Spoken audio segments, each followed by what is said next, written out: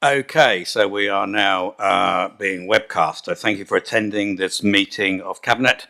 While this meeting is open to the public, it is being recorded and broadcast live on the County Council's website and will be available for repeat viewing.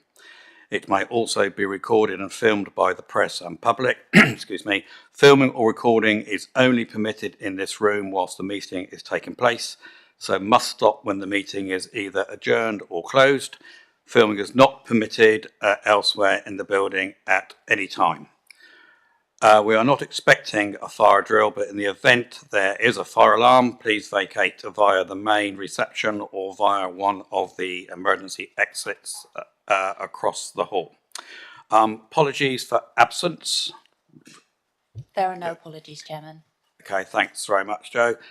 Declarations of interest. So any Cabinet member with a disclosory pecuniary interest or a personal interest in any item on the agenda should please declare that either now or at the time of the item by first indicating that they wish to speak. Are there any declarations of interest?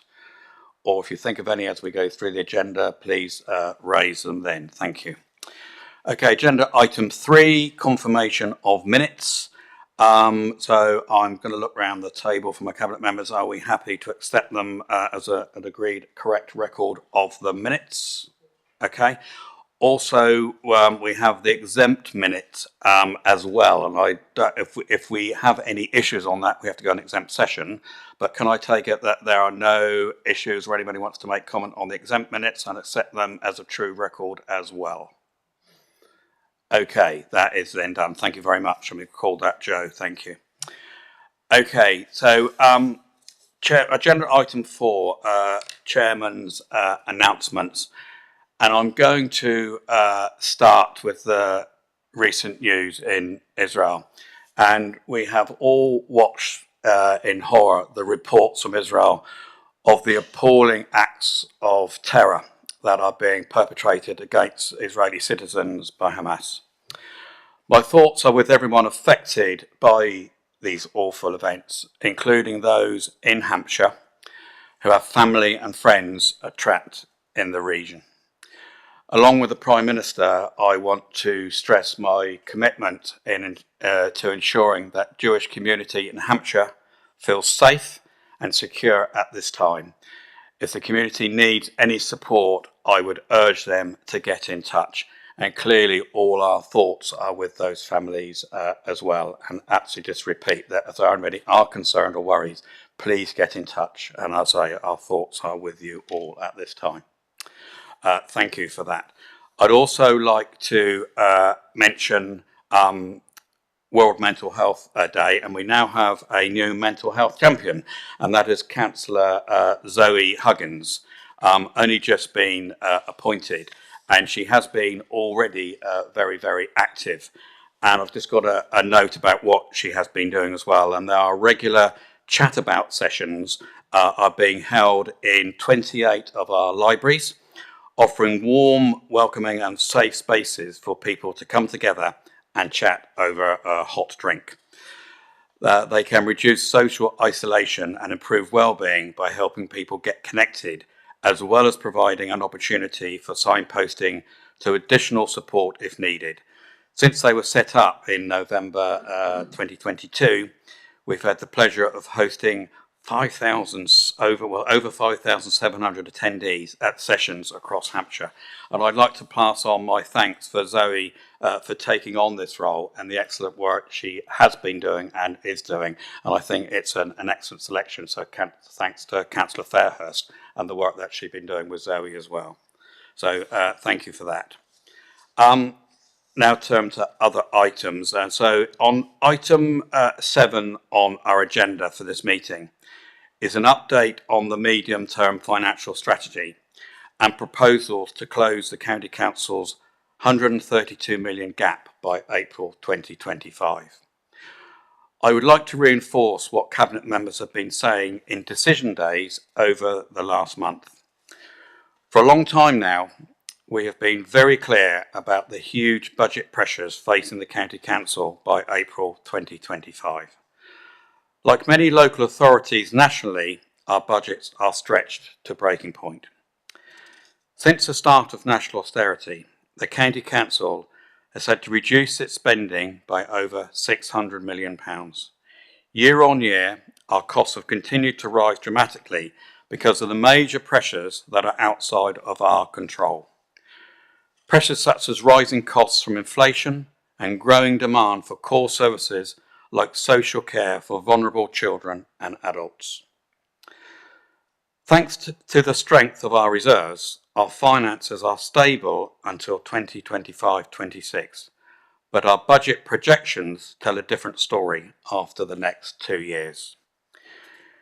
We know that council tax increases alone are not enough to plug the gap. With no sign of government stepping in to provide a short-term budget lifeline or a long-term sustainable funding solution to councils like Hampshire, we must take action now and plan to meet the budget shortfalls ourselves. None of us come into our roles to make the kinds of incredibly difficult decisions that we now have to consider. However, with less funding available and more people needing our help, it is vital that we look to maximise the impact of our limited resources so that they continue to help people who are most in need. In the public consultation we held on our budget proposals this summer, Hampshire residents made it clear they expect central government to fund local services properly. This is something I have been lobbying for ever since I became leader. I am committed to keep campaigning for as long as it takes to secure the funding and legislative reforms that local authorities desperately need to keep delivering quality public services for our residents in the medium to long term. Now, some other news about the Long Service Awards. Hampshire County Council has a long-standing reputation as a provider of high-quality local public services. One of the main reasons we have this reputation is that we employ talented, hard-working and effective public servants.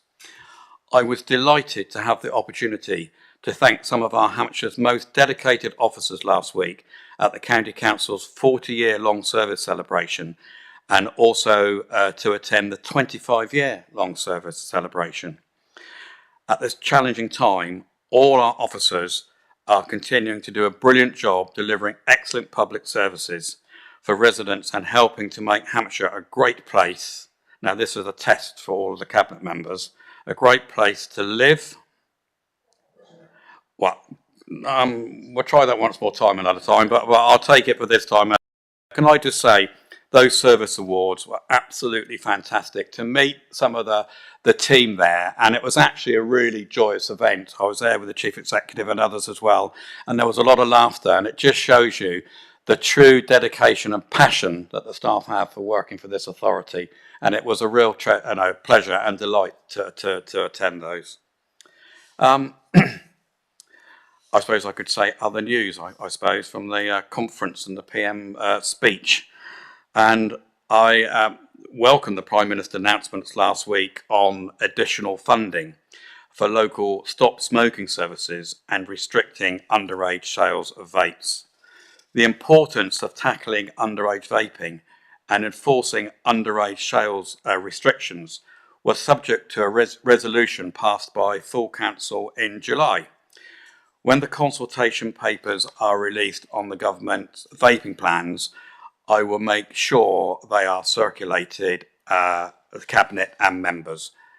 Councillor Oppenheimer, you indicated to speak. Thank you. Thank you, Chairman. Just to come in to echo what you've said, we really welcome the PM's announcement. And I'll just make the point, because we have been proactive on this issue in Hampshire, we're now very well placed to capitalise on the policy changes and the extra funding that's going to become available. And in trading standards, we've got a full-time officer now in post. We're recruiting another. We've confiscated £54,000 of illegal vapes already this summer. And all of the vape shops that we have intelligence about have been visited and warned. So when those policy changes come into place, I think we'll see a good level of compliance. But the thing that I'm most pleased about is that already in Hampshire County Council, we've got trading standards, public health, and the schools team in children's services working very closely together. And I think that's a good sign and means we're going to do very well when it comes to actually driving down levels of underage vaping and smoking. Councillor Oppenheimer-Russell, thank you very much for that and adding to that. And as you say, it is about the teamwork internally being joined up across all those different departments that has led to that work. And please pass on my thanks also to the Trading Standards team. And I know several of our cabinet members have been involved in recent meetings in that as well. And a follow-up from what we took to council as well. It's very encouraging, that news. It's also quite alarming the amount that has been seized in that very short space of time as well, which just goes to enforce the work that needed to be done. So thank you very much for that. I was also encouraged to hear the Prime Minister pledge additional funding for local roads maintenance, which is something that I and fellow South East upper tier council leaders have been lobbying for. We now wait for further details on how the additional funding will be allocated within the South East region, and we will be watching that, I'm sure, very closely. I'm sure Councillor Nick Adams-King will be looking at that as well. Last item is about the Farnborough and the Business Awards. Last week, the Deputy Leader and I made a visit to Farnborough. The Farnborough International Exhibition and Conference Centre will be hosting the venue for the first ever Hampshire Business Awards on the 30th of November. Nominations for the awards are now closed, and I'm delighted that the categories have attracted considerable interest from fantastic businesses and individuals all across Hampshire. And I'm looking forward to taking part in the shortlisting process soon. I believe it's actually tomorrow, Councillor Chabb, we start that now. Okay, I have no further announcements. So we will now move on to agenda item 5, deputations. I understand there are no deputations today at this time, but I've noted that Councillor Jackie Porter is here, and she will be speaking on items 7 and 8. Jackie, yeah, okay, thank you.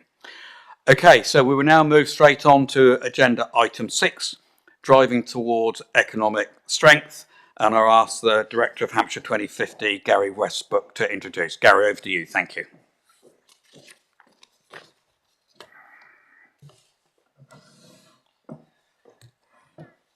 Good morning, Leader. Good morning, Cabinet colleagues. So you've got the usual report from me on driving towards economic strength. You'll note there's 2 core components to the paper. So the first is the backwards-looking economic picture, utilising the latest economic data and forecasts. And you'll see for your reference, the latest dashboard is included in the appendix as at August 2023. The second part of the paper then outlines the proposals for the County Council's responses and next steps following publication of government guidance for LEP, Local Enterprise Partnership Integration, which needs to be concluded by the 1st of April next year. So just in reference to that first part of the paper, you'll note we're still in this period of significant economic uncertainty, characterised by high levels of inflation and associated interest rates. Interest rates positively held in September for the first time following 14 consecutive rises since December 2021. But you'll see in paragraph 30 that inflation remains high. So it was 6.8% in July, as referenced in the report. And the latest data, which wasn't available at the time of the report writing, is now 6.9% as at August, which is 3 times higher still than the Bank of England's target of a 2% interest rate. And it remains a challenging landscape of high cost and uncertainty, which is clearly affecting both businesses and residents across our area. In the second half of the paper, you then see, as I've mentioned, the proposals to the County Council's response to the government guidance on LEP integration, which we received earlier in August. And that places 3 core functions of local enterprise partnerships under the direct responsibility and accountability of the upper tier local authorities. And that is business representation, strategic economic planning, and the responsibility for the delivery of specific programmes. And good examples of that are things that we've seen in recent years, like growth hubs, careers hubs and skills boot camps, where we've got multi-million pounds coming down from central government programmes to discharge in our local area. The paper really importantly builds on what we've previously discussed and agreed at Cabinet, and in particular using the foundation of local place-based regeneration partnerships and in the absence of an agreement of a wider pan-regional area incorporating our neighbouring authorities, you'll see that the report sets out a very clear approach to developing governance for the county area only, underpinned by a range of empirical data in paragraphs 54 to 65, as well as setting out the important strategic objectives for that governance in paragraph 75, which links to the economic strategy that we've previously approved here in Cabinet earlier this year. You'll also see the really important reference to that continued commitment to work with our neighbouring local authorities, whether that's looking north towards Surrey and West Berkshire, or looking south towards our unitary colleagues and our equivalent authorities east and west, but that ongoing commitment to work with neighbouring local authorities where it is going to be of mutual benefit. So Leader and Cabinet, you'll see in the recommendations, you're asked to approve the single county approach, from which we'll now develop those detailed next steps, working in partnership with all stakeholders to establish the shadow governance, and that includes the important role that district councils will need to play in that as we transition to that very clear date of the 1st of April. Gary, thank you very much. And I will just say at this stage, huge amount of information in the report. So thank you for you and your team as well for putting that together. Lots of detail, lots of information. But before I go to members, I'm just going to add a little bit. I've had some correspondence from some district leaders about their roles, and I just want to clarify a bit, because obviously things are evolving and changing literally, sort of as we speak, since the paper has been put together. But I just want to make a few points first, if that's okay, members. So the guidance from government has been clear regarding upper tier local authority responsibility for the integration of LEP functions from the 1st of April next year. I'm very aware that we now need to progress this alongside key stakeholders, including the current LEPs, businesses, education and skills colleagues, of Freeport and other local authorities. Cabinet will also note that following the announcement in the summer, I wrote to all leaders, including our districts and neighbouring authorities, setting out an ambition to work collaboratively and offering the opportunity for early conversations. You'll see within today's paper that Surrey have indicated an appetite to progress a growth board within their sovereign geographical footprint. The paper also highlights the opportunities to progress a pan-Hampshire solution for our combined area of Hampshire, Southampton, Portsmouth and the Isle of Wight, which has been consistently supported by businesses and the Secretary of State as the best way forward. I've once again opened up this offer to our neighbouring unitary authority leaders. However, they have been clear on their position to progress a Solent-only solution in respect of the LEP integration. The County Council remains fully respectful of the sovereignty of its neighbouring areas and will therefore move forward with developing governance for its accountable area, which represents a significant economic area in itself of 1.4 million residents, a £45 billion economy, world-leading sectors such as defence, maritime, engineering, digital and aerospace. We also continue to recognise the importance of working across all of our boundaries with our neighbours, where it is in our common interest to do so. This link to the cities and the island in the south of the county, but recognising the real importance of neighbouring relations with Bournemouth, Wiltshire, Surrey, Berkshire, West Sussex. As I said at the beginning, the relationship with districts and place boards operating at a local level will be equally critical. And following today's decision on the principles of a single upper tier area, we can now get into the detail of how this can be effectively delivered, drawing on what has worked well in previous relationships and where there are further opportunities for better join up. And I wanted to make that, just to make it clear, the work that we have been doing with all our colleagues and the importance of working in partnership and that offer to do so. But clearly things are still evolving with disaggregation with the LEPs. There's still work to do, and once we get to that point, we can start to have those further conversations. I hope that's now clear to all members. Thank you. So now I'll open up to questions from Cabinet members. Any questions? Councillor Warwick.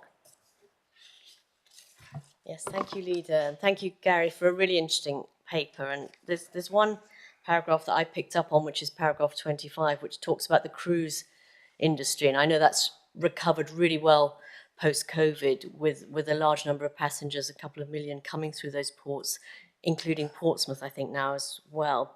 And the value to our local economy or the wider economy is about £2.7 million. How do we work to increase the number of visitors that come to the sort of wider Hampshire area? I guess port cruise ships are only in there for a day. But how do we identify, and working with our districts, how do we identify sites that would be suitable to encourage those visitors and to spend in our local economy? Thank you. Thank you, Councillor Warwick, and a perfect opportunity for me to say live, work, play and visit. So thank you for that. You're absolutely right, and you've referenced, I've got it up here now in front of me, that paragraph where we talk about the economic importance of that sector, both to our area. So you've seen within the report, we're now back to those pre-pandemic levels, about 2 million passengers coming through the port of Southampton every year on those cruise ships. And as you've referenced about, based on various economic studies we've done, about £2.7 million of benefit per cruise ship call, and there's about 500 of those a year. Now they've come back to pre-pandemic levels, so hugely, hugely important to that both local and regional economy, as well as the national economy. There's then been studies done about making sure as far as possible we retain the economic benefit of that within in our local area. So currently about 50% of that economic benefit stays quasi-locally within the area of Pan Hampshire. That's about 14,000 jobs a year, so it's really, really significant. And that's all linked to both the supply chain, so the fact that those cruise ships are refueling, restocking, and all the jobs and supply chain associated with that. But then, as you've touched on, kind of that wider tourism and making Hampshire itself a really, really important destination, which is both then attractive in terms of using Southampton as a stopping point because people come to the UK to visit our area, but then how are we making sure they're spending money in our area and working really closely with a range of our tourist attractions and local tourist boards to really promote what those are. Wine tourism is a boom industry at the moment in our area, but lots of other really, really good examples of that, and a huge imperative on us all to make sure that money is spent locally in our area. Thank you very much, Gary. It's interesting, isn't it, when you look at the supply chain as well, that isn't just for businesses just within the Solent area. It goes further afield than that, of course, right across Hampshire and further afield. Any further questions? Steve. Thank you, Leader. Thank you, Leader. I'm sorry, my voice is a bit flaky. Gary, in the report in section 21, it references takeovers in the aviation industry, Farnborough. And I wondered if you can just elaborate a little bit what the importance is of the infrastructure to the future economic success of our area. Thank you, Councillor Forster, and very timely following the recent visit that we made up to Farnborough Airport only last week. It's a hugely significant and quite unique infrastructure asset for our wider economic area. So it's the only, or the leading, I should say, specialist UK business airport within our region and nationally as well.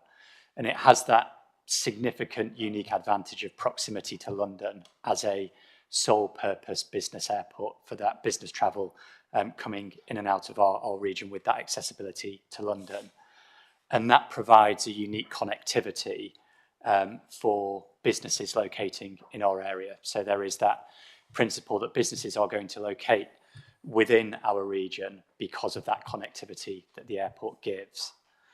But alongside that, and it's something that was very apparent last week when we were out on the ground there, the airport in itself is a major employer for the local area, and that economic growth directly within Farnborough, Rushmore and the neighbouring sort of districts beyond are absolutely fueled by those local jobs that are created by the airport itself, but also that associated investment with the wider regional aviation sector in the area, in the associated supply chain. And the best example of that is Gulfstream, which is a major innovator and manufacturer of those jets flying in and out of Farnborough, located their service centre there in 2020, and literally tens of millions of pounds of investment in our area. And the economic effect of that is felt much more widely in terms of the jobs and prosperity that creates. So a hugely important piece of infrastructure for our region, which again we feel the benefit of throughout the county area. Thanks, Gary. Russell, Councillor Oppenheim. Thank you, Leader. Gary, starting at paragraph 11, you've talked about falling output in professional, scientific, technical services and transport and storage. Is this purely attributable to national factors such as strikes, high interest rates and weak consumer sentiment, or are there some regional factors that are at play here, such as our unsuccessful county deal over the early summer? Perhaps you can reassure us that it is the national factors, but be interested in your thoughts. Thank you, Councillor Oppenheimer, and as you said, paragraph 11 references some of that growth in particular sectors being, and we've used the phrase, held back in terms of their falling output. And it's fair to say that those national drivers, whether that's linked to pay inflation, labour market shortages, general market uncertainties is the primary driver, is that those sectors that rely on investment and are driven primarily by significant energy inflation are significantly affected by those national and international pressures. And it's that market uncertainty and cost of borrowing which is really primarily holding back those sectors from investing in growth, research and development, and all of those really important things that drive those sectors that we've referenced in the report. I don't think I'd go as far to say that the county deal in itself is holding those sectors back. But one of the overall rationales that we've put forward as part of our devolution proposals, and we've seen within other areas, is in terms of our area being well equipped to deal with economic recovery, economic growth, and focusing that on our region. The devolution opportunities to provide additional investment, provide additional focus for our economic region is certainly hindering those sectors in terms of their potential future recovery. So what I'm trying to say, Councillor Oppenheimer, it's not caused by our lack of progress around devolution and county deal, but the whole rationale for our county deal was to support the economic recovery and the economic growth over the next 10 years. So certainly as we now help our economic region over the next 10 years to become more productive, to generate additional investment, that is certainly not helped by our lack of traction around a county deal. Okay, thank you. Any further questions from any members? I can't see anybody indicating. Gary, thank you very much. And again, I just want to thank you and your team for the considerable amount of work and effort that's got into the paper and the amount of detail and information that's in there. And it has been at a time when, you know, things are moving rapidly around us as well in terms of not only announcements from government, but also disaggregation with the LEP. So it's been quite a process to get to this point. So I want to thank you, and please take that back to, as I say, to your team as well. If we don't have any further questions, we'll go straight to the recommendations. If we don't, so we'll do that. Thank you very much. So are you all happy to accept the recommendations as set out on page 11 to 12 in the papers? Read. Okay, that's great. Gary, thank you very much. Okay, so we will now move on to agenda item 7, medium-term financial strategy update and saving programme to 2025 revenue saving proposals. And I'm going to ask Rob Carr to present the paper, and then I'll invite Councillor Porter to come and make a deputation. Thank you. Rob. Thank you, Leader. Good morning, members. So obviously the main purpose of the report is to approve the savings programme to 2025. We're in the unique position this time that the level of savings we've managed to find is not enough to fill the predicted £132 million gap by 25-26. In some respects, that's not surprising given the level of statutory services that we are required to provide. Local authorities are one of the few public sector bodies that not only have a wide range of statutory functions to deliver, but we also have a requirement by law to balance the budget each year. So clearly these two things are in conflict.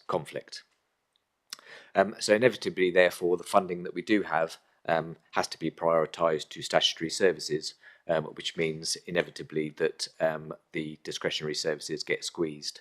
And you will see in the proposals before you that there are a number of reductions in discretionary services proposed. Also, after a decade of austerity, we are seeing more service reduction in the proposals that are coming through. If I could highlight the chart on page 38, which unfortunately seems to have lost some of the text in the printing, but just to clarify, so we are seeing that service reductions account for over 52% of the total proposals that we're putting forward. Efficiencies account for 40%.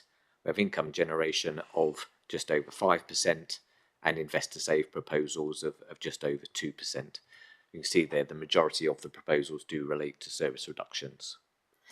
As the leader pointed out, we still do have a significant budget gap to fill, but the strength of our reserves does mean that we will be able to balance the budget in 25-26, albeit that does mean that we'll need to use reserves which are effectively set aside for other purposes. So even though we are able to do that for 25-26, as the paper points out, it still means that we have an underlying gap in our budget, and therefore our finances are not sustainable going forward. Something that we have been pointing out publicly since 2018, that inevitably we will reach that position. The report contains the outcome of the public consultation, and as in previous years, it concludes that a range of measures will be required in order to balance the budget going forward. But interestingly, the majority of respondents agreed that it is for the government to step in and deal with the financial pressures that we face going forward. Cabinet must also take account of the equality impact assessments in making their recommendations to County Council, and apologies that the inclusion of those leads to a very, very hefty report over some 600 pages I think we've got this time round. So some of the other key items in the report relate to the current year monitoring. So we are seeing some upward pressure in adult services and also the SEN service. But by far the biggest concern, as I mentioned back in July, is school transport, which by 2025-26 is expected to add a further £18 million to the budget. That's on top of the 12 million that we've already included in the budget. So exponential growth in the school transport budget at the moment. So for now, we've managed to absorb those costs within the forecast to 25-26. But that does mean that there is significant risk in the budget going forward. Finally, to end on a slightly more positive note, I'll draw your attention to the Treasury Management Report in Appendix 1, and that highlights that we have cashed in 68 million of our pooled investments and created a capital gain on those of nearly 4 million, and at the same time we will be able to reinvest those at higher rates due to the current interest rate environment. That's all I'm going to say, Leader. Happy to take any questions. Okay, Rob, thank you very much. Councillor Porter, welcome. Jackie, you'd like to ask your question, please. Thank you.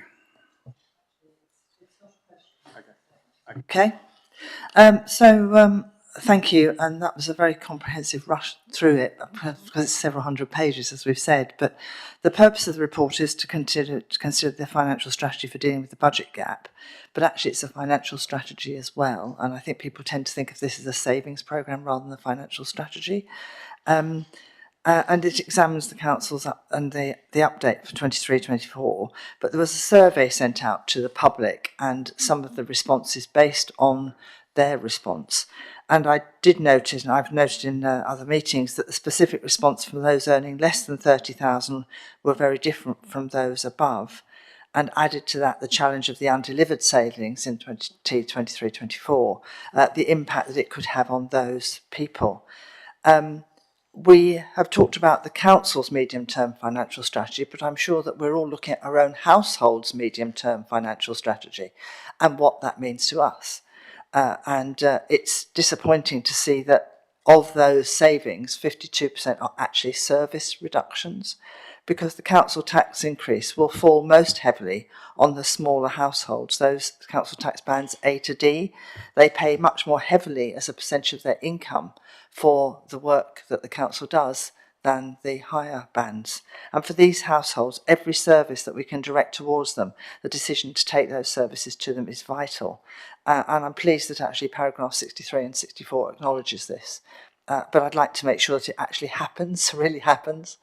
So we've talked about school transport challenges, and I know they're huge. As a spokesperson for children, I know they're huge.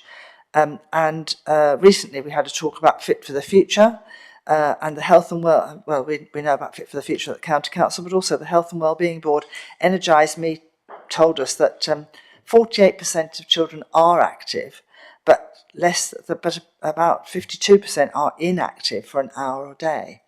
And I challenge the invest to save.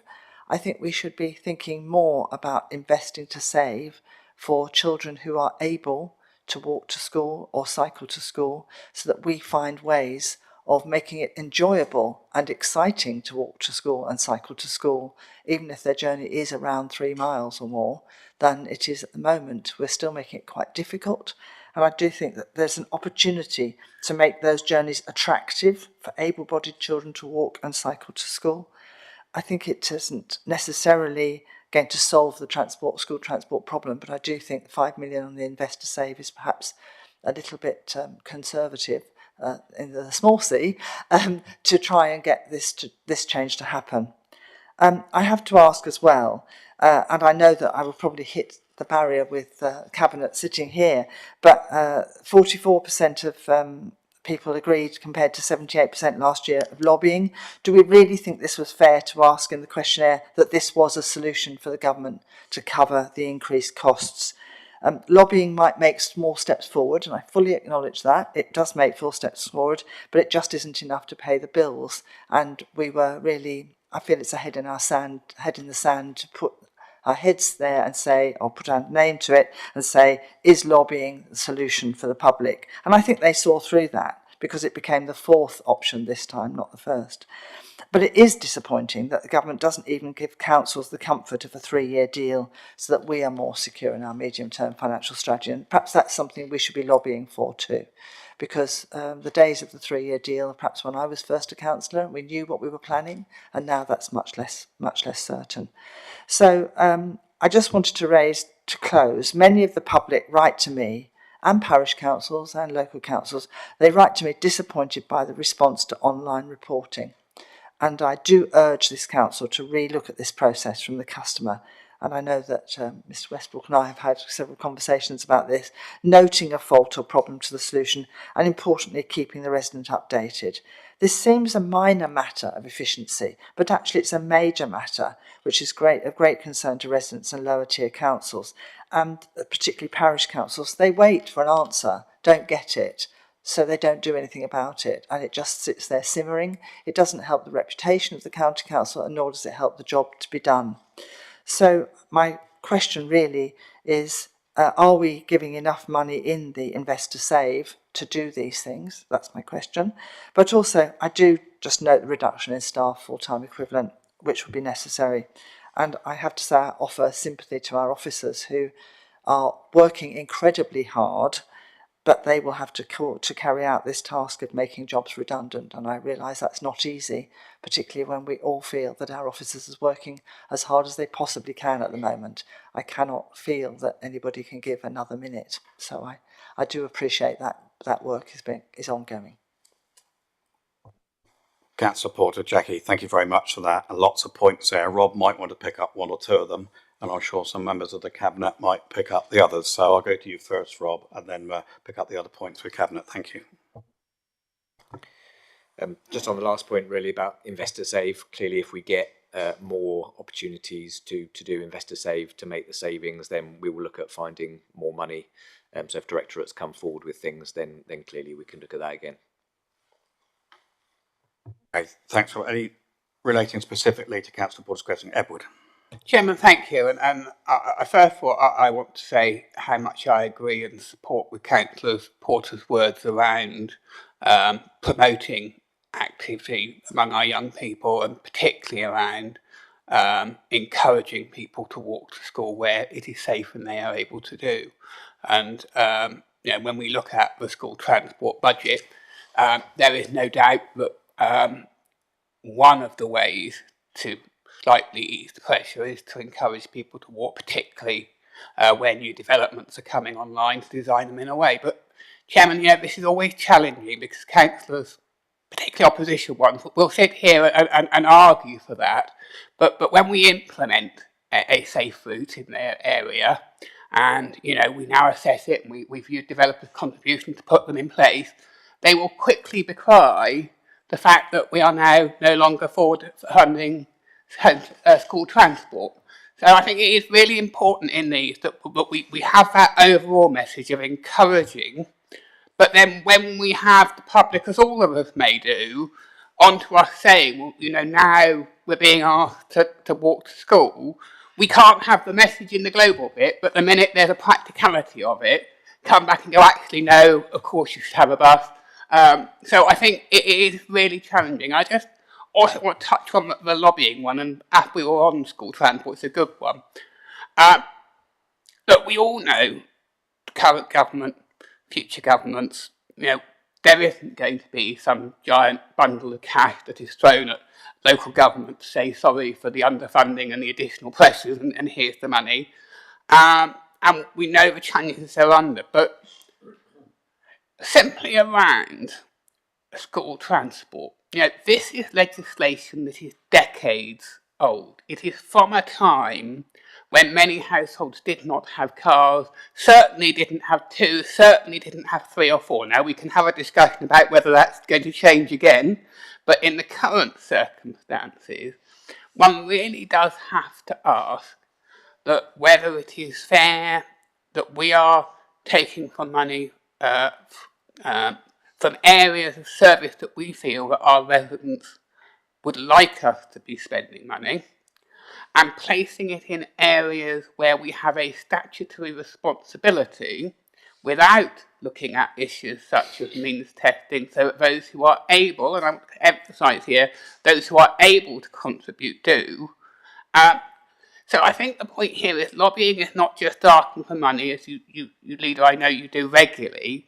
It's asking for that ability for locally elected people to have the flexibility to make the choices for their local people. So I do think, I can understand why it slipped down, but actually I do think that lobbying is still highly effective if governments would give us the time and trust us. Thank you, Edward. I was going to actually make that very point. A lot of the lobbying we have done, certainly with MPs, is about policy and about local decision making. And Councillor Aaron uses the term sort of that sort of flexibility, if you like. So there are 2 parts to this. Yes, there needs to be more money in the system, but if we were given that flexibility about local decision making, we know a lot of those services we could deliver more efficiently if we were given that flexibility to do so.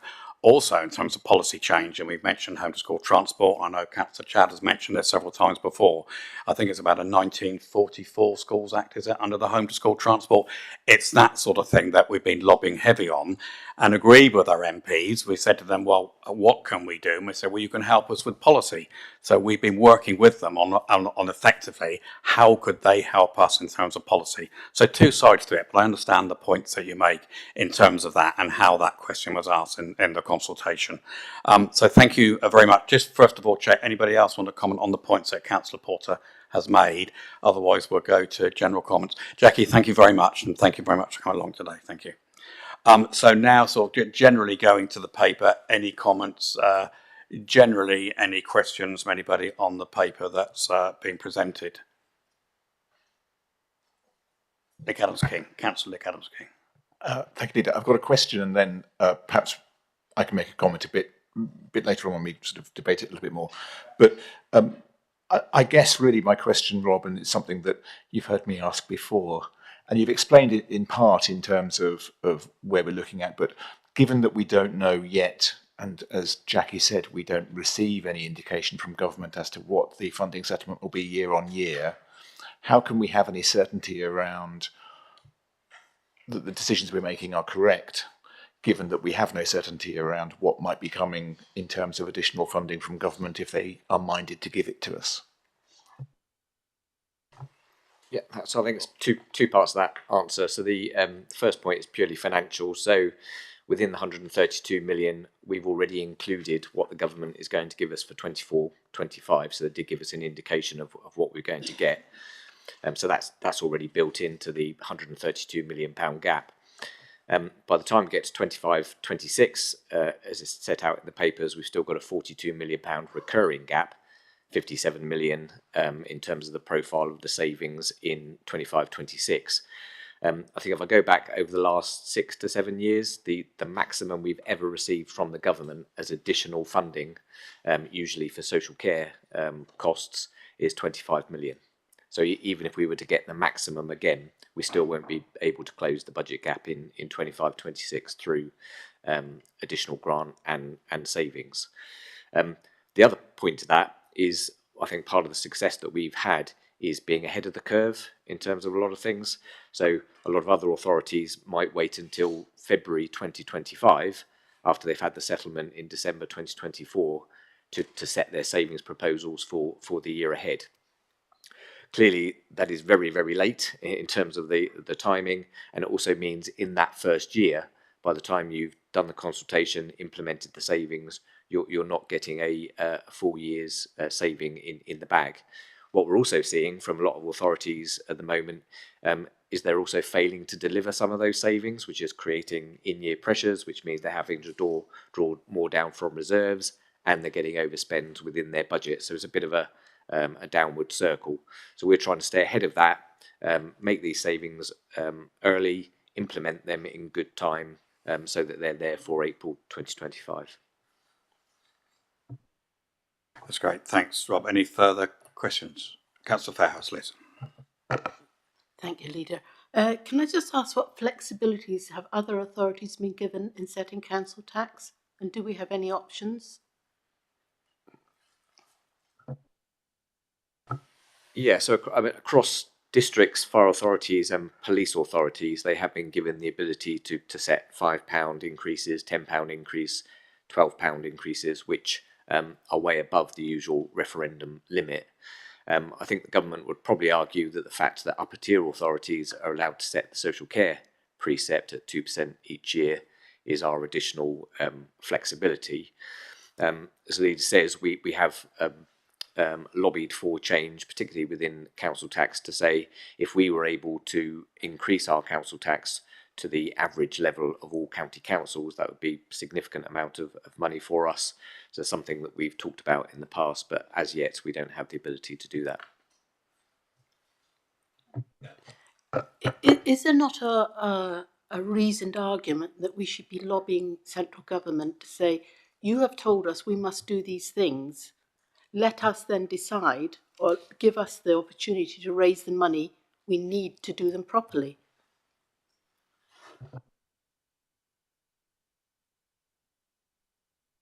No, I think it's a good point. I mean, so I mentioned earlier on, we have that statutory requirement to set the budget, but the tools that we've got to be able to do that are very limited. The government caps our council tax. Obviously, they control the amount of grants that we get, and therefore, pretty much the only thing that we've got control over is the level of services that we provide. Clearly, once you get to the point that you're down to the statutory minimum, you've got no further to go there. So I think yes, having the ability to make more local decisions to balance the budget and meet the statutory requirements that we've got to make sense. Yeah, that's what I mean was in terms of a really good question from the point of view, not only are we asked to do more, the increase in pressures on those services increase with no means of being able to do that and fund it was a point, yeah. Further questions? Councillor North, Kirsty. Thank you, Leader. We've heard a lot about school transport this morning, and we know it's one of our really pressure points for the council. How have you managed to absorb the extra cost of school transport without increasing the savings gap? Yeah, so I mean, obviously, in doing a forward forecast with the lack of information that we get from government, we have to make certain assumptions. We are extremely prudent on both sides of that fence. So we do provide for general contingencies on top of contingencies that we provide for social care pressures, etc. And then also on the income side, we don't necessarily make assumptions for increased government grant in certain areas or huge growth in things like business rates. So in effect, what we've managed to do is absorb that 18 million by adjusting some of those forecasts. But the reality is that does increase the risk in the forecast. If we get another major financial shock, that's going to put pressure on that position. Further questions? Councillor Foster, Steve. Thank you, Leader. We've spoken about lobbying quite a bit. I want to talk about that with a specific question, and I've got some other comments I'd like to make a bit later. But in terms of lobbying, we've talked about pressing for more local decisions. We've talked about school transport and some specifics. Do we have a plan for actually what we're going to be lobbying about, and how are we going to take that forward? And if I can just add one bit to that, it's quite disappointing when people talk about lobbying not being worth it, because I think the very fact that we've been highlighting some of the issues since, as you said earlier on in your introduction, 2018, and we're now talking about 2027 year when problems may arise, some of the lobbying that we've been doing has really paid off.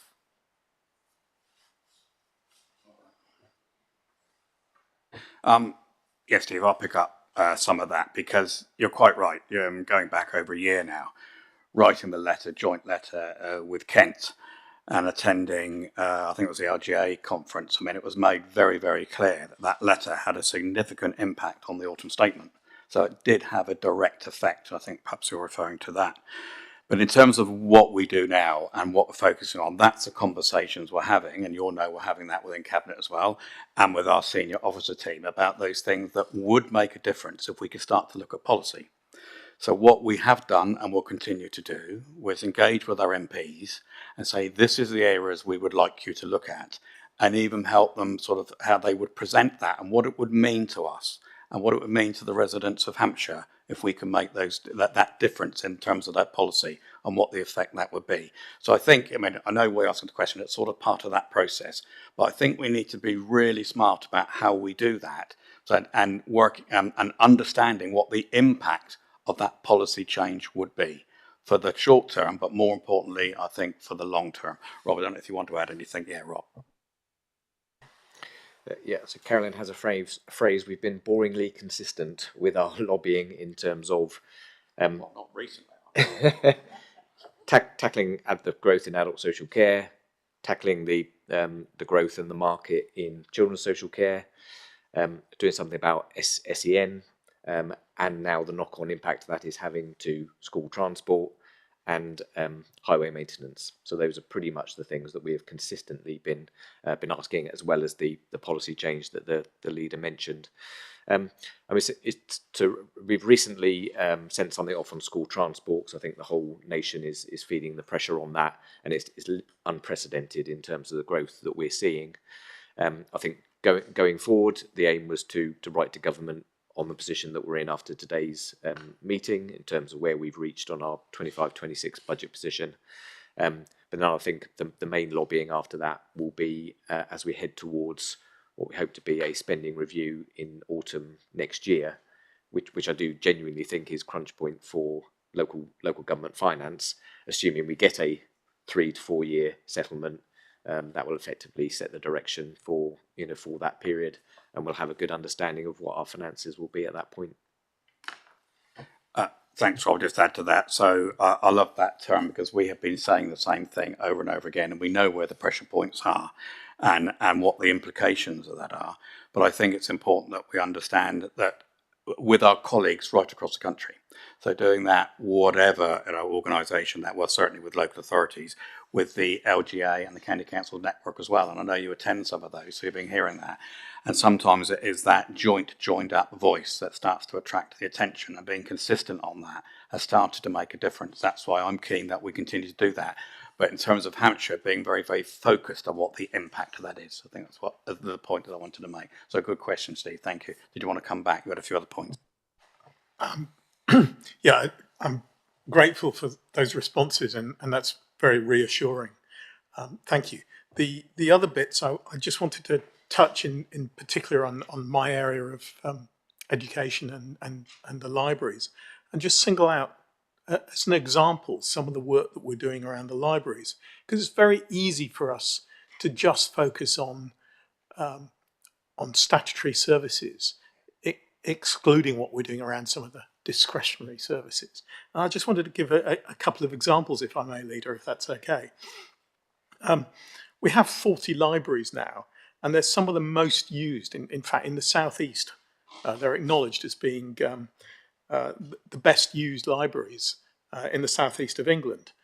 We've seen massive improvements in reading, 12% increase in reading over the last 2 years, and some of the initiatives that our officers have taken through have been really well received, and the feedback from our residents is phenomenal, and the feedback from the children is fantastic. And that's really encouraging. We're doing an awful lot more than the statutory minimum. And if you look at what we're doing in the libraries, one example, what we're doing around the Green Libraries project in Gosport Bridge Mary Library, we're continuing to invest in that with a grant from the Arts Council of £150,000, which we're matching with an extra £60,000, investing in new stock, in green upgrades for the building, etc. So there is considerable investment that isn't just delivering the statutory minimum. If you look at what our libraries are doing, we spoke, I think you mentioned earlier on, the Chatabat programme that we're seeing, which ties in really nicely with what we're seeing in World Mental Health Day, but also around the cost of living that was mentioned earlier on, with the warm and welcome schemes that we're doing. So we're looking at things holistically, and we're not just saying, how can we reduce costs? We're looking at how we can make the most of the money that we're spending. And really that ties in with our whole corporate policy. And there's so much that I could talk about, things like the community hubs and the banks coming in, which is not just a service improvement where the banks are under pressure, but actually it's an opportunity for us to make a little bit more income that we can really use effectively. So I just wanted to say, it's not all doom and gloom. Actually, what we're doing is phenomenal. And I'm grateful to my cabinet colleagues, to all our members of all political persuasions, and in particular to our officers and residents for the feedback and support we're getting to deliver so much more and value for money. Steve, thank you for that. You make some really interesting points. So we concentrate on our statutory duties that we have to do in those roles of looking after our most vulnerable. But also sometimes when you're put in a position doing things differently, you can actually be more efficient and actually still deliver a better service for the residents. And I think that's the point you're making. It's not all doom and gloom. There are sometimes putting yourselves in that position. You look for other opportunities and there are better ways of doing things. So, and you make a good point. So thank you for that. Rob, you didn't want to go on that. Okay. Councillor Heron, Edward. Chair, thank you. A question for Rob and then perhaps a comment, if you don't mind, Leader. Rob, we've talked a lot about the impact of inflation and, not just inflation, but inflation in specific areas like the transport market and things. But obviously in tackling that inflation, we're now looking at interest rates that are, decades high and not looking like they're going down anytime soon. What's the impact of high interest rates on our budget? Should be glad to hear that. So for most of the borrowing that we do, we get from the PWLB at interest rates which are not actually linked to the base rate. They're linked to gilt yields. Most of what we take out are a minimum of 25 years, and they'll be fixed terms. So from that point of view, the changes that we're seeing in the interest rate aren't impacting on our borrowing. What we're actually seeing is a positive impact through our investments. So at any one point in time, we might have 600 to 700 million pound invested. Half of that is invested in the high yielding products that we've talked about in the past. And then previously, the other half would have been getting 0.5%, on a daily basis, which is now getting 5% on a daily basis. So so it's not going to solve the problem long term, because we would expect interest rates to regularise. But obviously at the moment we are seeing a benefit from that, which is just as well, because as it says in the report, we're going to use that in this year and next year to help fund the pressure that we're seeing in school transport. Well, thank you, Chairman. If I can just want to pick up where Councillor Foster did, because it is difficult when we're discussing this not to get consumed by the doom and gloom. And also when we look at authorities, for whatever around us, going to the Section 114 notice and the implications of that, I think those who see, and we will continue to see, the implications of that are to remove that what small flexibility we have, and to make decisions that actually elected people would never make. But I think it is also important to talk about the other side of this, and that is what we are investing in and what we are fighting to maintain. And as you're aware, there are within that part of children's services, our child protection side, there are savings within the programme. But I think we need to put those in context. And I think the first context to say is since COVID, the referrals into children's services across the country really are that exponential line. You're just seeing it. They actually dipped slightly nationally over COVID, not because the issues weren't there, but because children weren't in school, they weren't being referred, we were building up issues. But since, we have seen that line. And one of the reasons that upper tier authorities are in trouble is what's been the result of those referrals. Most authorities you'll look at, you'll see that line going up at the 45 degrees, and then you'll see their children coming into care tracking underneath it, but also going up at 45 degrees. Now, that's bad news for two reasons. Let's do the important reason first. Outcomes for children that come into local authority care are, regardless of how good the authority is, as a rule, generally, worse than those that are able to stay in some type of family relationship.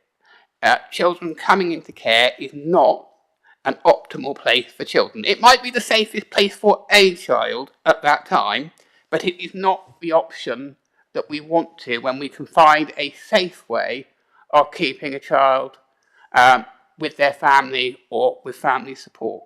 And Leader, we are bucking that trend. So when you look at that graph, whereas most authorities they are tracking, our gap is widening. And it's still going up. It cannot take away that pressure you talked about. It's still going up, but we are bucking that trend. And so then I do want to just say in this doom and gloom, if you look in here, we have savings that, yes, they save money, even implemented, and that will be a real challenge for officers, and I know they're working really hard, but we have a track record as proven by Ofsted to do that in a safe way. But actually, they also deliver better outcomes for young people. So I don't want us to look here at this doom and gloom and go, every change we're making is just about saving the money. I want us to also look in here. There are changes that we are continuing to make that will deliver better services and better outcomes for the most vulnerable in our society, for which we have a statutory responsibility. Thanks, Evan. And a similar point, as you say, that Councillor Foster made about doing things differently doesn't mean to say in a different way that it's a less of a service, and sometimes it can actually mean more and better outcomes as well. Rob, did you want to pick up the first point, Councillor Herron? So yeah, I was going to add that, so obviously we do a lot of work with other county councils in terms of the position that we're in and what sort of pressures we're facing. Interestingly, for virtually everybody else, children's services outside of homeschool transport is one of their biggest pressures, and we do often get asked why we're not seeing that pressure in Hampshire. So yeah, it is a positive point, and the savings in the papers is a continuation of that transforming social care work that we've been doing. Thanks for that. Councillor Adams-King, Nick. Thank you. I don't want to labour the point in terms of the principle of what Steve and Edward have talked about, but I think it's important for us all to recognise that the school transport example is a really good one of the fact that there are things that we do as an authority, the cost of which is only limited by the number of people who are eligible for them.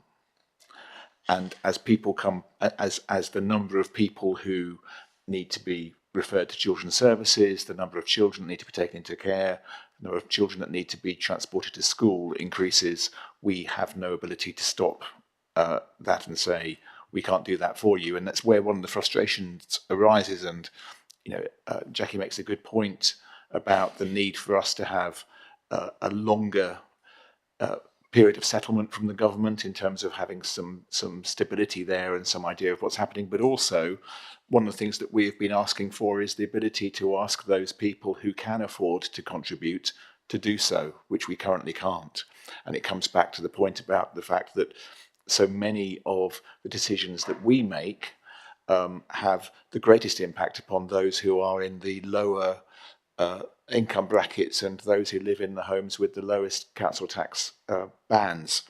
And the feedback that we have had, all of us, and I know that we've discussed this outside of this room, is that we have heard very clearly that the public out in Hampshire are supportive of service change. They are not supportive, and they're notably opposed to service reduction.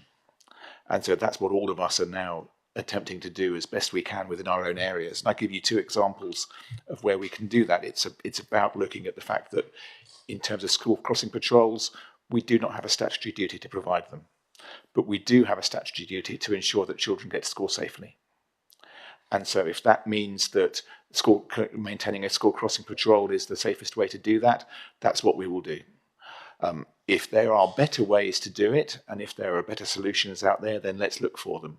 And in the same way that since the pandemic, the way in which people travel to work and the way that people work in general, particularly in bad weather, and if we ever do see snow again in Hampshire, then it's entirely right for us to be looking at our gritter routes, because so much of what we have laid out in terms of our priority routes for bad weather, for icy and for snowy weather, is based around people getting to work.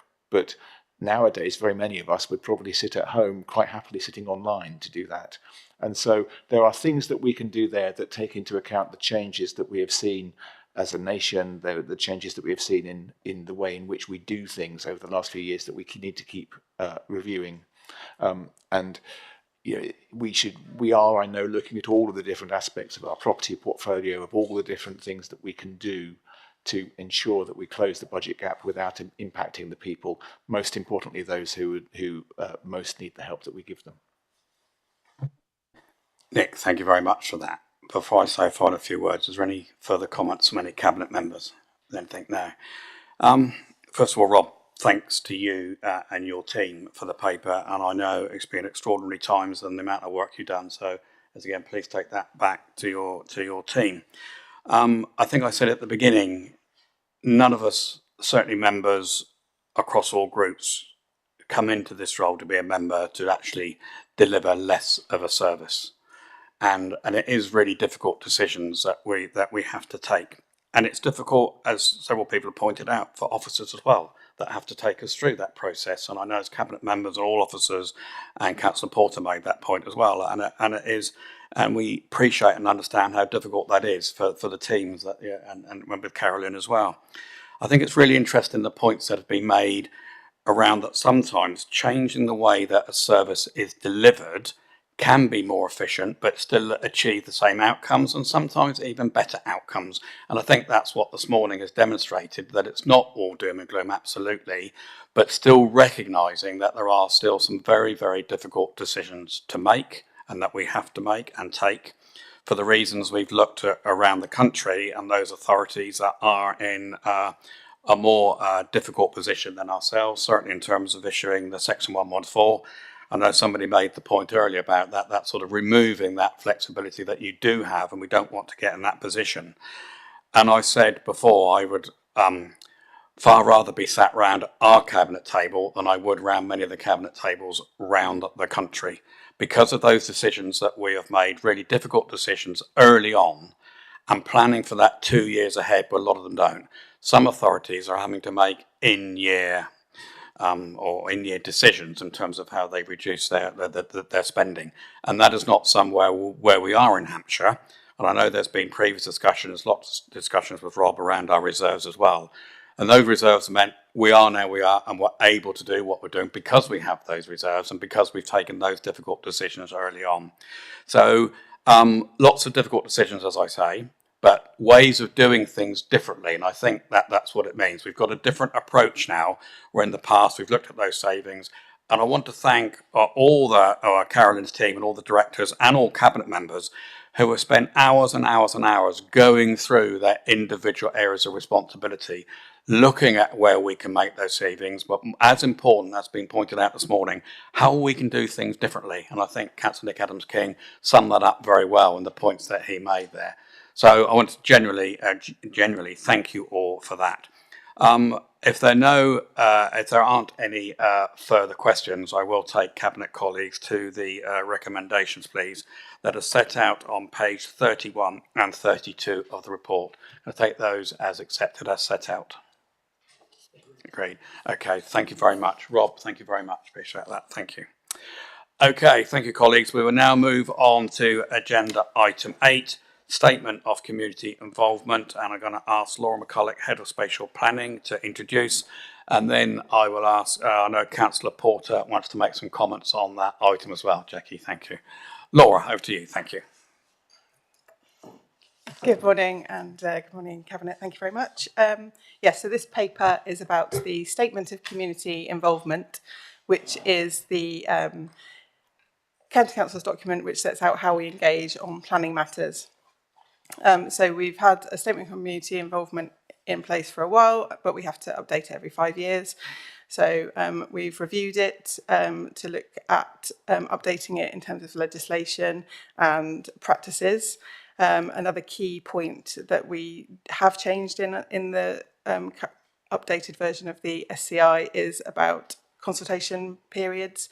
So the consultation period for statutory consultees is 21 days, and we had 28 days for the public. So we've chosen to change that so that we have a kind of consistent period of consultation for all consultees. So we undertook a public consultation on the SCI in June into July. Unfortunately, we didn't have a great response, but we've taken on board the comments that we did receive and have updated the document accordingly. So we're asking Cabinet to approve the updated version. Laura, thanks very much, and understand the points made as well. Councillor Porter, Jackie, some comments.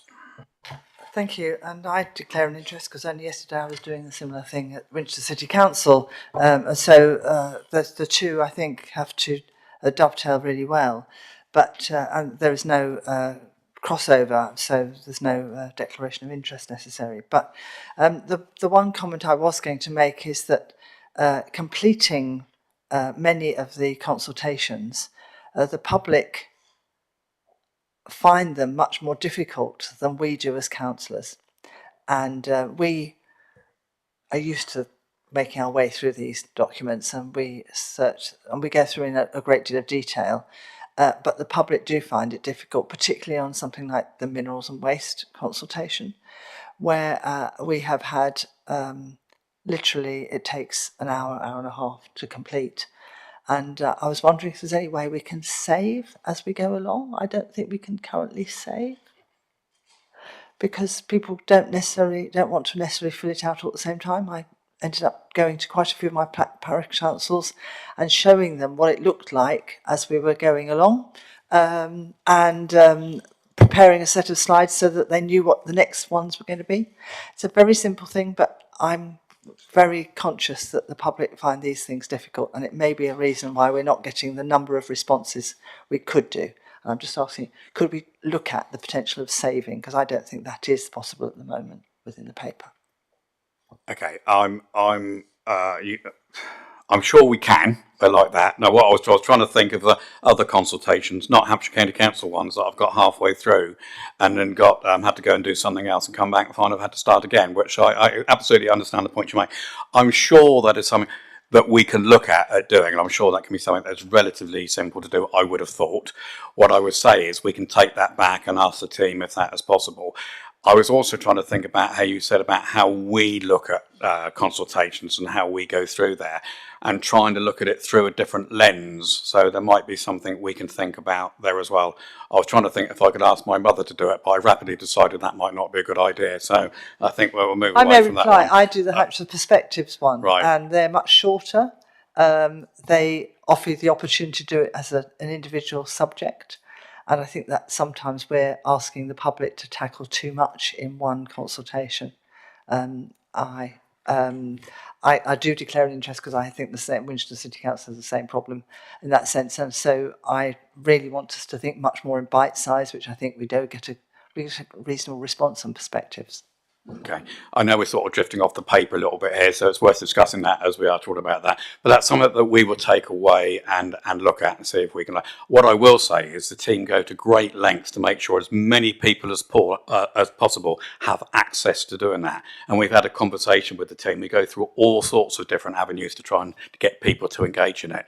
And of course, when you see any local authority document, it doesn't raise the greatest interest, does it always, to get involved in doing that. But we want people to do it because it's important. So we'll take those points back on that as well. Do we have any questions like that? Councillor Fairhurst. I was going to ask about reducing the consultation period, but actually I think you answered that. So no, thank you. Nick Adams-King. Nick. So a comment rather than a question, Leader, if that's okay.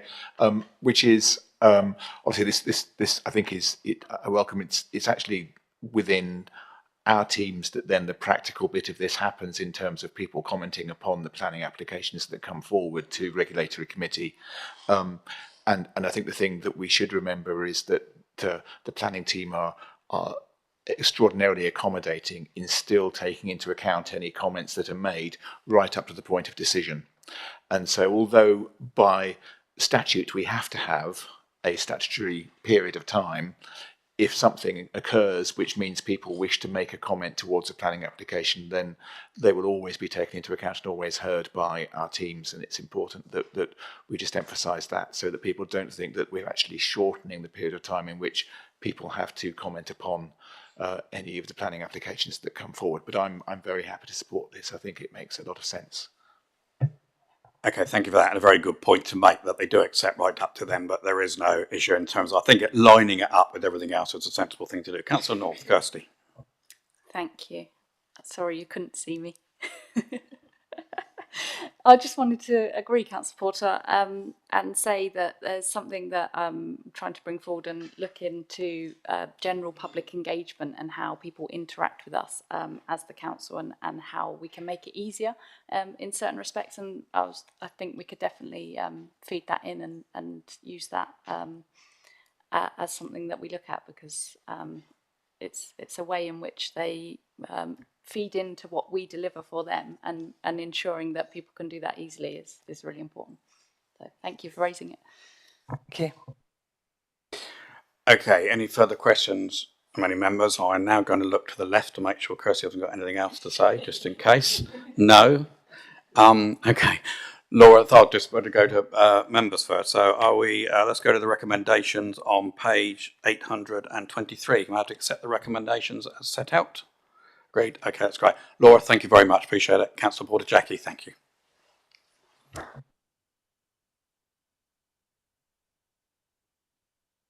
Okay, so we now move on to agenda item 9, Adults Health and Care Directorate 5-year strategy. Over to the Director of Adults and Health and Care, Graham Allen. Graham, over to you. Thank you. Thank you very much indeed, and good morning. So it's my pleasure in being able to present the refreshed Adult Health and Care strategy to you this morning. Cabinet previously endorsed the strategy in the summer of 2018. This strategy and a complementary vision is built upon the corporate ambitions and has incorporated work undertaken in the Hampshire 2050 Directorate by the Public Health Team, as well as positive engagement across all HCC directorates, but also with partners and co-production networks to develop the strategy before you today. The strategy is clearly cognizant of the financial environment in which we are all collectively operating, though continues to set bold yet realisable ambitions over the coming period. And indeed, as has been said in relation to a number of other reports presented before today's Cabinet, there are reasons to be optimistic, though we need to remain grounded in delivery of our ambition and maintaining our statutory duties in order to deliver services well. The key elements remain built around three pillars.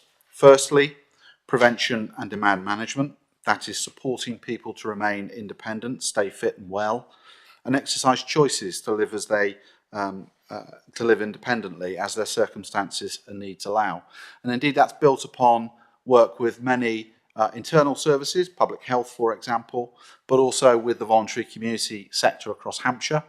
And indeed is something that the Hampshire Health and Wellbeing Board keeps a particularly close eye on through its own strategy. So it's deeply complementary in that respect. Secondly, we seek to continue to enable people to live in their own homes.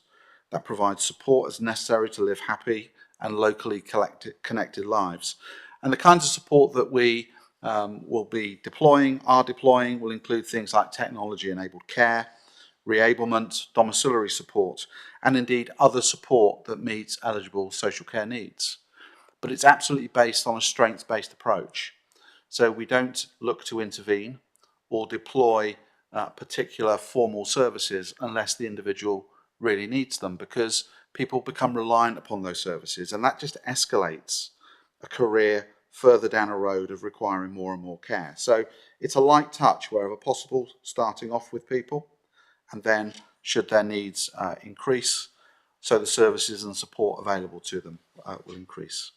The third pillar is based around accommodation, and we have a variety of different forms of accommodation that of course people enjoy and benefit. Some of those will include accommodation types such as shared lives, which is the adult version of foster care. Really successful across the county of Hampshire, and something that we continue to support, build and increase. Various kinds of supported accommodation. Of course, members will be extremely aware of our ambitions and indeed our delivery around extra care housing for younger adults and older adults. And indeed, Hampshire has a residential and nursing care sector, which is arguably the largest in the country in terms of this independent sector number of care home provision across the county. So across those three pillars, that's where our focus continues to be going forward. Now, subject to the endorsement of Cabinet today, a range of supporting documents, including things such as market position statements, which get into the real sort of detail for each of the elements of the social care sector, younger adults, older adults, providers of residential nursing care, and so on and so forth, will be published, along with an annual business plan. Again, these are key documents, and they help us to navigate the landscape metaphorically with all of our partners, all of those organisations that we work with, but also sets out clearly from the strategy, it breaks it down into detail for residents, for our communities, and as I say, all of those organisations that we work with to deliver support across Hampshire. I am, of course, more than happy to take any questions or comments, but I'll pause there, but I will commend the report and its recommendations to Cabinet. Thank you. Graham, thank you very much. I'll make a few comments at the end, but I will go to members for questions. Councillor Chad. Ros.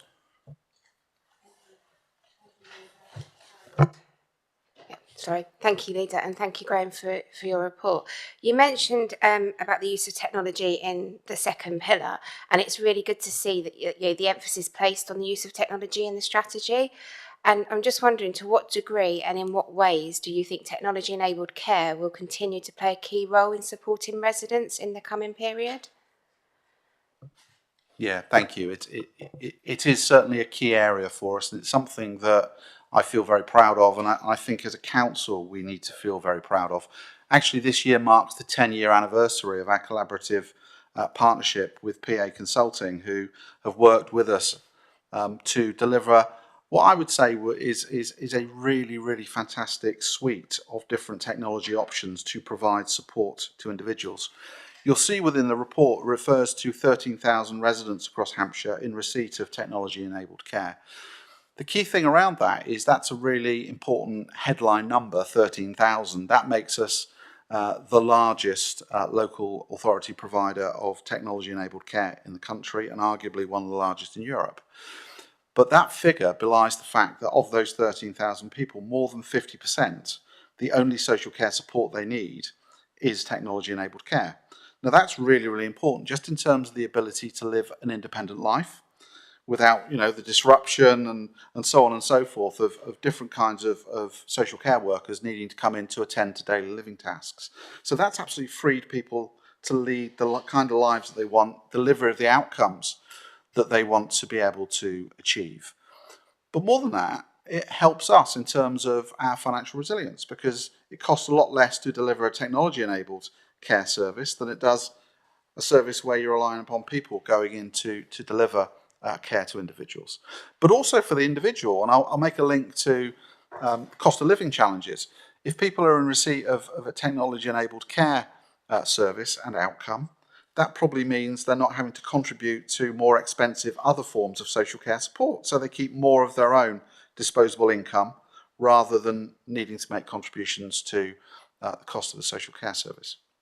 So in terms of going forward, I'd need the proverbial crystal ball to really understand what the future might look like, because 10 years ago, when we started out on our journey in using technology-enabled care, we couldn't possibly have seen the kinds of things that we've been able to deploy. So, first place anywhere in the world to make use of the Amazon Alexa to support people in terms of daily living and support with a whole range of activities. One of the first places in the world to use the power of a smartphone through bespoke apps in terms of things like Brain in Hand that enables people to go out and navigate the built environment, use buses with the confidence that actually an app that is able to guide them has been able to provide. First place in the world to use a natural AI voice-driven messaging service linked to real people that we deployed within 5 days during the pandemic. We reached 90,000 residents across Hampshire, clinically extremely vulnerable. We needed to spin something up very quickly. We did it within 5 days. As I say, natural AI voice-driven system linked to a back office function of real people speaking to those people that needed particular forms of support. Couldn't have imagined that 10 years ago. You'll also be aware, sorry, this is a passion piece for me, as you can probably tell. We've also deployed cobots, collaborative robots, across particular care settings, which is really, really important in terms of removing the need for double-handed care and also keeping carers safe, avoiding musculoskeletal injury through moving and handling technique going wrong, and so on and so forth. So really, really cutting edge stuff. And we continue to provide advice, consultancy to other local authorities. We also are now working with Leicestershire County Council, for example, in terms of delivery of their technology-enabled care service. I think that will grow as we go forward, subject to finances being available within local government land. But it is, at the end of the day, a hugely, hugely beneficial, hugely efficient way of delivering services. So from me, here's to the next 10 years. Graham, thank you. I will come to you in a sec. Kirsty, I just want to say, when we were speaking earlier about it's not all doom and gloom, I couldn't think of a better example and demonstration of exactly that and the points you made. So thank you for that. Councillor North, Kirsty. Thanks, Leader. And I completely agree. It's lovely to see you so enthused about something, Graham. The strategy identifies the challenges across the social care sector around market instability. We've heard about inflation already today and the cost and price pressures on social care. So what actions are HCC taking in the face of these issues? Obviously, bringing in technology more where we can. Yeah, thank you. So the last few years really have been, I think, from a broader social care sector perspective, a real case of kind of hand-wringing, just in terms of the experience of the sector through the pandemic, but also in terms of what we've seen subsequently in terms of, the wider economy to some degree, growing, increasing attracting workforce from places like the social care sector. So providers have had some real challenges.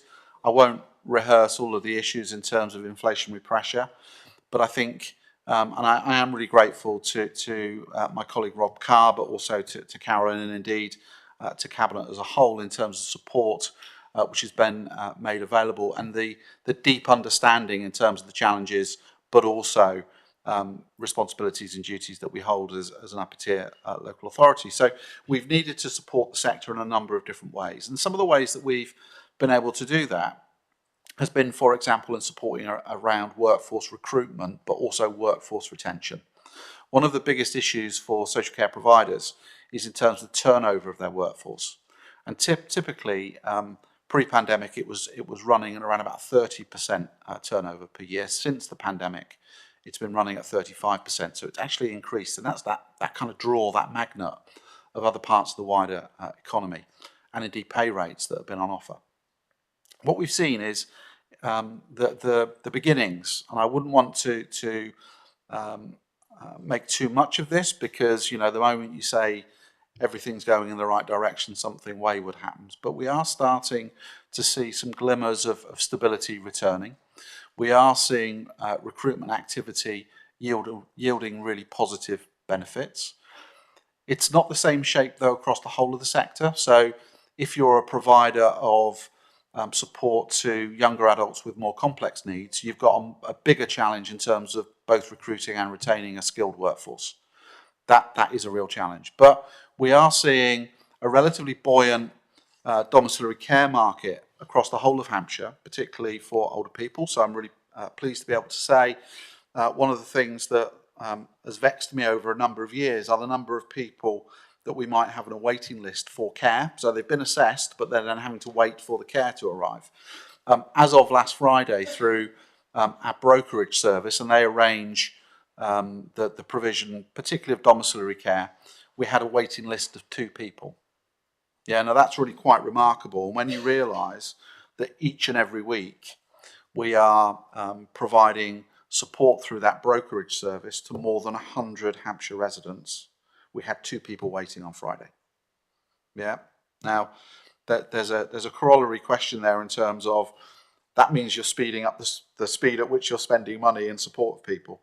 But believe me, if we don't put support in a timely, appropriate way, whilst people are waiting, their need level goes up, and we need to put more support in.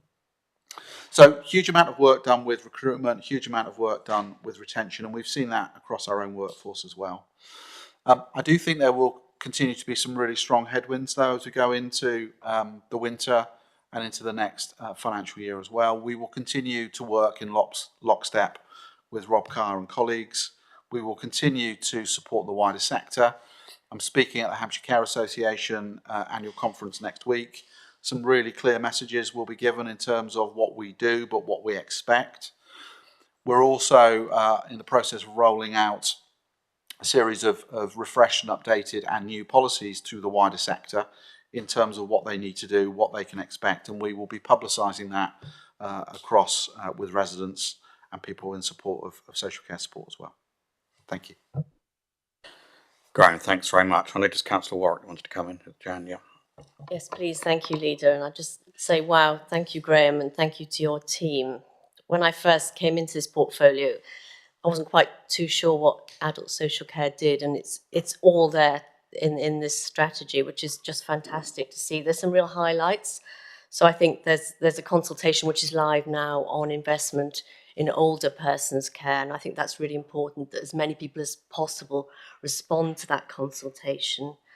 There's a huge pressure that's come as a consequence of COVID. So although the Care Act is more recent than the School Transport Act that you're following, I think the Care Act is 2014, it didn't predict COVID and the impact that would have. And that has been huge on not only the ageing population, but on our mental health care as well. There's a really good facility that we provide, which is the sort of central assessment resolution team. And I sat alongside them. They had to boot me out at the end because I didn't want to leave, because it is just fantastic. The staff we have there responding randomly to phone calls from residents who seek help and their knowledge and expertise and the kind of kindness in their voices is just really special. So I just wanted to mention that team. It's a really important part of our service. And what we do in supported living is helping our younger adults to live as independently as they possibly can. So that just sort of reports back to our vision within adult social care, which is around long, healthy, happy and independent lives. Thank you. Jan, thanks very much. Graham, did you want to come back on that at all? The only comment I would make, and it's almost a throwaway comment, but it's really not, is that social care is a team sport. So thank you. And you know, it's not until you start looking under the surface do you see just the extent of the size of the team. And the team is not only internal, it's external. It works across to NHS and other partners as well. So thank you very much. Any further questions? Liz, sorry. Sorry, yeah, it's just going back to something you said about how quickly we responded in COVID with the telephone system. And actually, I would like to just congratulate the department for how agile and how quickly we react. I also remember in COVID, when we got grants, we were handing out grants where neighbouring authorities were still working out what kind of questionnaire they wanted the homes to fill in. And also when we get notice, we sometimes get 24-hour notice of a home closure, and yet our teams just swing into action and take over. And I actually think that's something we should be really proud of. Yeah, thank you. I would fully endorse that in terms of the skill, the agility, and I would hope the collective pride in terms of our services. And actually, if I could, Councillor Fairhurst, you made a really important point. It's part of that further support to the sector. We did, through COVID, change our payment terms. It was always post-care being delivered. We now make payments in advance and we reconcile after, because we recognise that cash flow for our providers is absolutely key. So that's a further thing that we've retained just in terms of supporting the sector to give it more confidence going forward. Any further questions from members? No.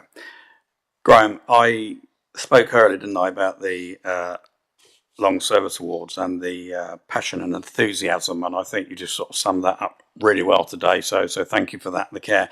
I think what's interesting to me, I would just go back a little bit in terms of thanking you and your team, and I go back to there again what I said earlier about all the corporate directors working with all their cabinet members, going through this in terms of where we looked at what can we do, how can we do it differently, and clearly demonstrating that in terms of the technology. And it is great to hear you talk about the technology, and effectively it's world leading as far as Hampshire is concerned. I think we can say, well, I'm going to say it anyway, like that. But it is also about what was interesting when I spoke to a few at the Long Service Awards, and Karen was with me. So much of the work, and I think Liz, you're referring to that, goes on unseen. And I think that's the important bit. This goes on 24/7, day after day after day. Nobody sees it. Now, I think we can do something about that, but in a funny sort of way, it's sort of nice that it is unseen, that it just happens and it goes on. People don't want the recognition, all that. They just do it because they want to do their best for the residents of Hampshire. I think there are some things that we, like Councillor Warwick has said, we can shout about a bit more there as well. So generally, thank you, and please take that back quite generally to you and your team, and you for all the work that you have done and the passion that you show for that. So thank you. So if there aren't any further questions, I will go to the recommendations as set out on page 883 and 884 of the papers. Can I take that as agreed? Okay, that's great. Graham, thank you very much. Okay, so we will now move on to agenda item 10, the corporate risk management, and I think we've got Jack presenting. Jack and Steph. Okay, thank you.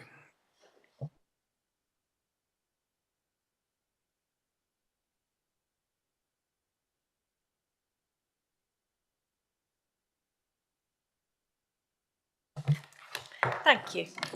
Steph is closer to the detail, so can help me with any difficult questions. So the report in front of you summarises the further development that we've undertaken over the past months of our risk management arrangements, including how we are seeking to improve our risk culture that kind of underpins everything we do in this space. The report sets out progress in relation to our corporate risk management strategy and the related objectives. The recommendations in the report are to note the continued progress. I guess specifically a couple of points to pull out would be to make the point that an organisation of our kind of size and complexity, it's not surprising that we have the necessary, a number of risks that we have to manage, both operational and strategic, on a day in, day out basis. You'll be aware that we undertook an organisational restructure in January, and we have now brought in all of the underpinning functions of risk management all into one directorate to help the more cohesive kind of oversight of our risks. And actually, as a consequence of that restructure, took the opportunity to fully review the risk register and realign some of the risks across directorates as was considered necessary. And therefore, there's naturally a number of changes that we have made to our risk register. Progress continues to be made, and I think there are various signs of continuous improvement in our kind of risk management culture and our approach to risk management organisationally, but otherwise the detail is in the report, and that was all I was going to say. Okay, Jack, thanks very much. You know, this is an area that interests me in terms of that. I will just check with any other members don't want to ask a question before I do. No, okay. So we have our risk framework, and it's understanding so how we ensure those risks are actively managed as things change, as they progress. So how do we sort of constantly update that and assess those risks? Especially, you made reference to that, about how we have changed the directorates and we're going through that, and those areas of responsibility is making sure that we are lined up and how that happens, and then how that happens with the senior team as well. Thank you. I'll answer that one if that's okay. So the risk framework that we have in place absolutely ensures we continuously review the risks that are faced by the County Council. So by way of example, in terms of the organisational restructure earlier this year in January, directorates took steps to look in detail at the risk registers that they had in place and adjusted them where necessary, including any risk that had transferred between directorates across different service areas. As part of that, they've had the opportunity to consolidate any risks. So we found that there was some duplication, or potentially the world had moved on, so they needed to actually restate. That's part of the continuous process to make sure that the pertinent risks that we face are retained to be managed on an ongoing basis. Within our newly formed directorates, that was a slightly different approach. So for Hampshire 2050 and Universal Services, work was undertaken to profile the risks for those directorates, recognising as well that there are very close links between the work of what happens in the strategic space from Hampshire 2050 and the operational delivery risks that sat within Universal Services and other directorates. I think one point I would make there is horizon scanning for new and emerging risks is very important to the work that we do in this space. And it includes responding to wider risks in everything that we're facing, including changes nationally, so changes in legislation or policy in terms of our approach, but also risks that are highlighted through the national media. So an example of that would be the recent RAC coverage, and obviously ensuring that the risk management arrangements we have in place for those, which were already in place, remain appropriate and relevant to the situation. Yeah, thank you for that. And it was that sort of horizon scanning I was interested in, how, you know, the world changes around us, how we keep pace with that. I understand that's joined up through sort of the senior team. It's just that reassurance that if you just sort of come down from the senior team, that process is still in place there. Yeah, I think so. Each directorate will have conversations about their directorate risks in their directorate management teams, and that then gets cascaded through into the service teams. And at a kind of more operational level, various different service managers will be connecting together on their collective response to any particular risk, because many of the risks are not isolated to one particular directorate. They might surface in the directorate, but they might actually need the support of health and safety, property services and other colleagues to oversee and ensure that all the appropriate mitigations are in place. So I think I would describe that as happening at a kind of operational service level as well as at a more strategic, leadership level. Okay, that's great, thank you. And I think risk thing is, it is something that it's very easy to sort of assume it's always sat there, but it's so vital. And I think the important thing is, you've just said, that it's joined up across all the directorates and the impact can potentially had. And the way we're now set up, I think it does do that. So yeah, so thank you for that.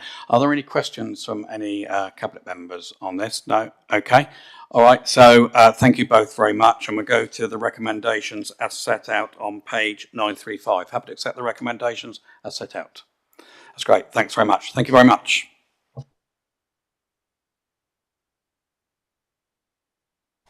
Okay, so we're now going to move on to agenda item 11, Manydown North Basingstoke update, and I think Gary is going to present the paper. Thank you. And then I'll have a further, make a few points in a minute about where we are with exempt session, but at the moment we are not, and I'll look to our David in terms of at what point we would need to if we do. Thank you.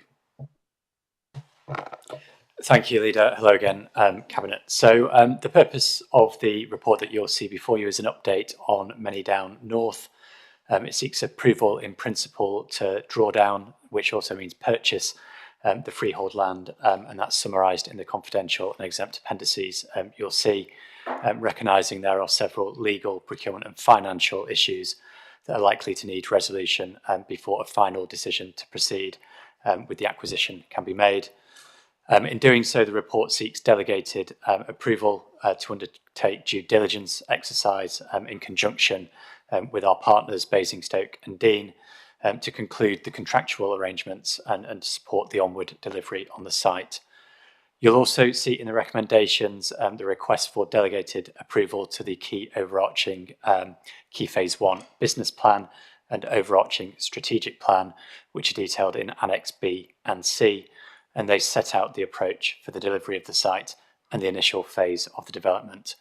And finally, in terms of the recommendations, you'll see there is approval being sought for the requested 23-24 operational budget from the Manydown Development LLP partner on the basis as set out in the confidential appendix.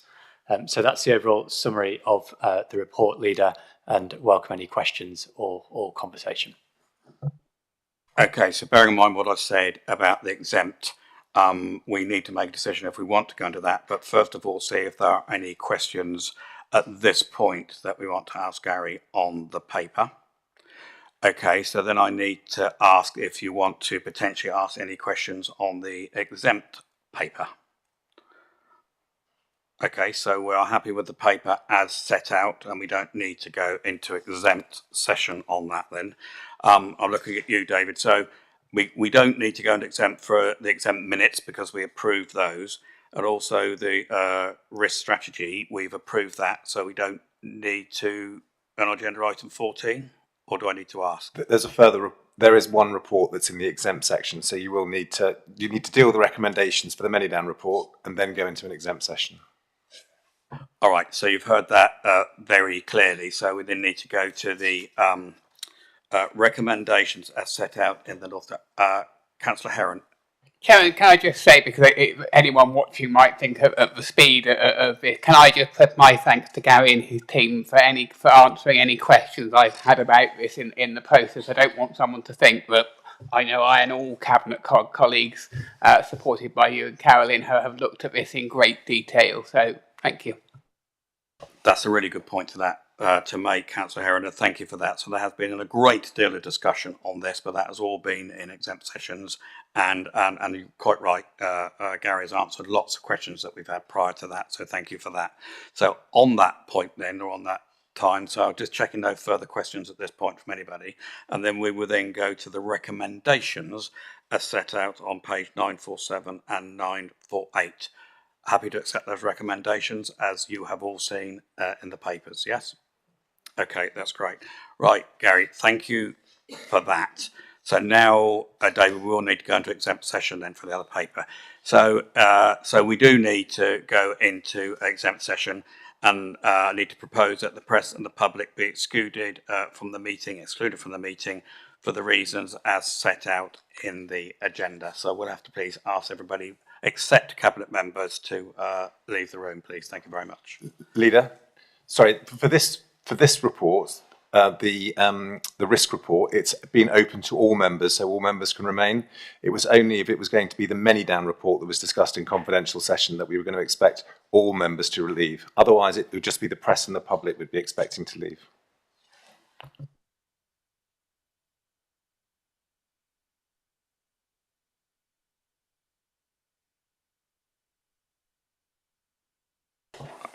That wasn't